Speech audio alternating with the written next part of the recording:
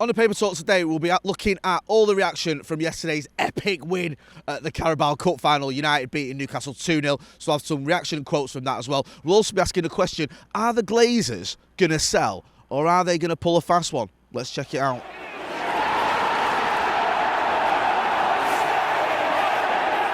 Jay here, Stretford, Paddock. This is the Paper Talk. As you can see, I'm outside Old Trafford.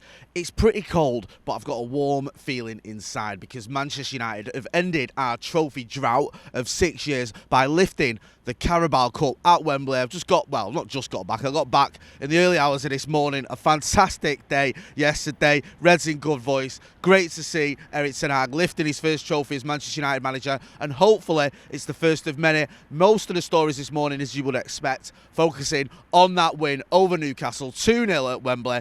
Goals by Casemiro and Marcus Rashford. Now, the Marcus Rashford goal originally, I think, was awarded as an own goal. I think Sven Botman was given an own goal, but the EFL have looked at it and awarded it to Marcus Rashford because I think that shot, was it going in anyway, shall we say? They've given it in him.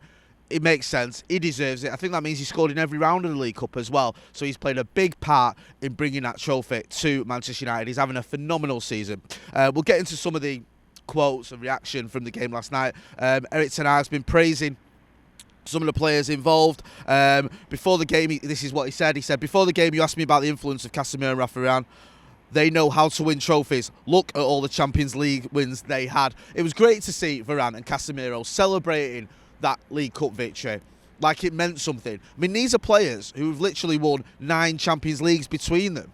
And then you also throw in Lisandro Martinez as well. He was going berserk. So you've got, between Martinez, Varane and Casemiro, you've got 2 World Cups and 9 Champions Leagues, and they're celebrating at that final whistle like they just won the World Cup. They're loving it, and rightly so, because the winners, they want to win trophies, and hopefully it's not just about the League Cup. This can be the first of many. Yeah. Marcus Rashford mentioned that as well after the game. He said, it's a mixture of all emotions. It's massive for us to be involved in these types of games, and it's something we've missed as a club. The fact we've come all this way and won it is a massive feeling. Hopefully, it pushes us now to keep going. There's hunger to add more finals like this. I've been in finals where we've won and lost. It's massive for us as a club and individuals, and it's part of our history. We want to keep adding to that. Great news. Now, not so great news is this idea that the Glazers might be reluctant to sell. There's a story in the Evening News, and it's based on something in The Athletic, but I've seen it elsewhere as well, which I'll get into. And it says, Glazers reluctant to sell United despite takeover talks. And it says the Glazer family remains split on what they want to do with United. Now, according to The Athletic, Joel and Avram Glazer are hesitant to sell, but their siblings are eager to cash in on their stake in the club.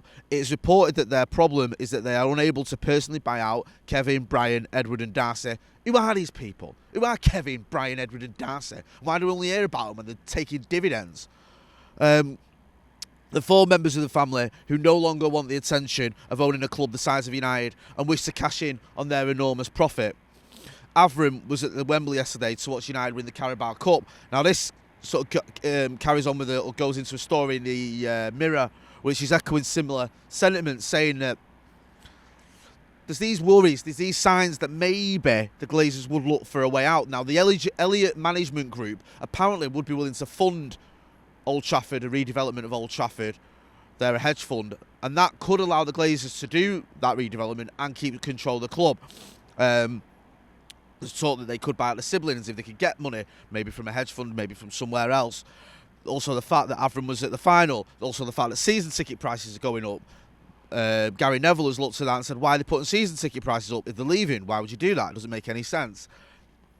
So there's all these little worries and these little signs.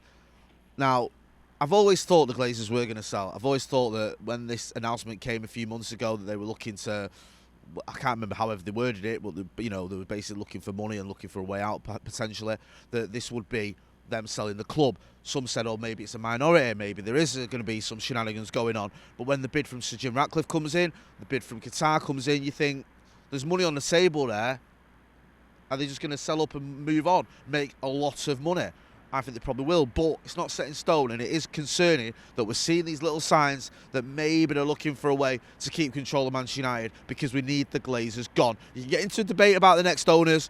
That's another discussion, but we have waited 18 long years for the Glazers to go, and winning the League Cup doesn't change anything, and I don't credit them with winning anything anyway. They've been a hindrance to this club, not a help. Eric Ten Hag invited Sir Alex Ferguson to join in the Carabao Cup celebrations. That was annoying yesterday, because on the screen they put Sir Alex Ferguson on the screen, and Avram Glazer was there. So it's like people were booing Glazer and then cheering Fergie. It was a bit of a mash-up.